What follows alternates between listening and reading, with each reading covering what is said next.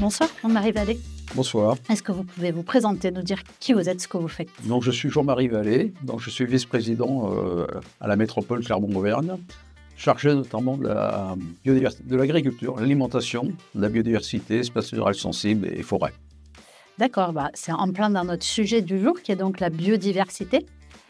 Quel est votre rapport avec ce thème-là? Est-ce que vous avez des sujets de travail en lien avec la biodiversité? Je suis issu, en fin de compte, de la recherche agronomique.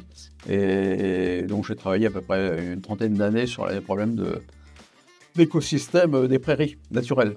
Donc, je connais un peu un peu la biodiversité. Et donc, c'est autant que j'ai des rapports par la vocation, par ma formation, parce que j'étais une formation végétale, technicien aménagement paysager.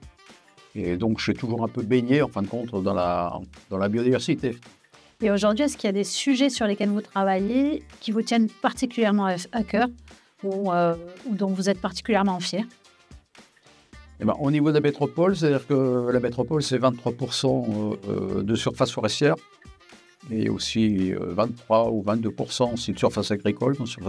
Donc la biodiversité elle est très présente en fin de compte dans la métropole. C'est pas que du bâti et de l'urbain. À la fois, on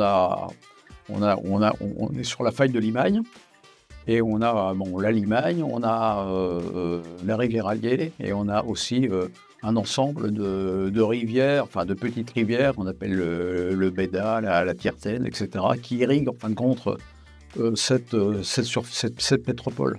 Et la métropole agit pour préserver ces 23% de...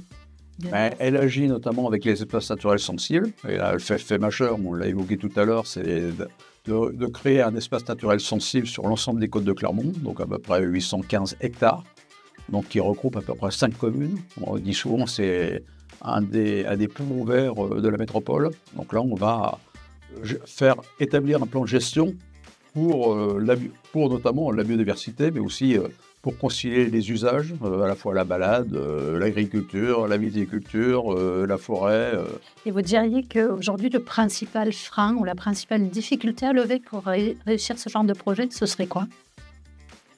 Le principal frein, c'est quand même, ça serait la non-appropriation par les citoyens ou des conflits d'usage qui pourraient freiner, en fin de compte, une bonne gestion de la biodiversité.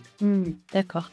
Et donc, peut-être en guise de conclusion, par rapport à peut-être ce sujet des conflits d'usage, qu'est-ce qui peut être mis en œuvre pour accélérer, intensifier les transformations? Eh bien, il faut sensibiliser, en fin de compte, les citoyens, les entreprises, en fin de compte, de toute génération, de tout âge ou de toute dimension, en fin de compte. Surtout sensibiliser les petites entreprises artisanales, qui n'ont peut-être pas conscience de la biodiversité, mais je dirais souvent on fait de la biodiversité sans le savoir, comme M. Jourdain faisait de la prose sans le savoir.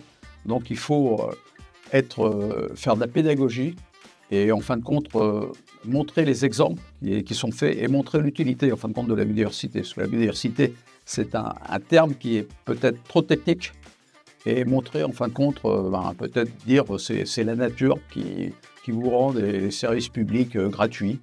Et donc, c'est notre patrimoine commun. Donc, il faut qu'on travaille ensemble pour la préserver et pour l'améliorer. Merci beaucoup.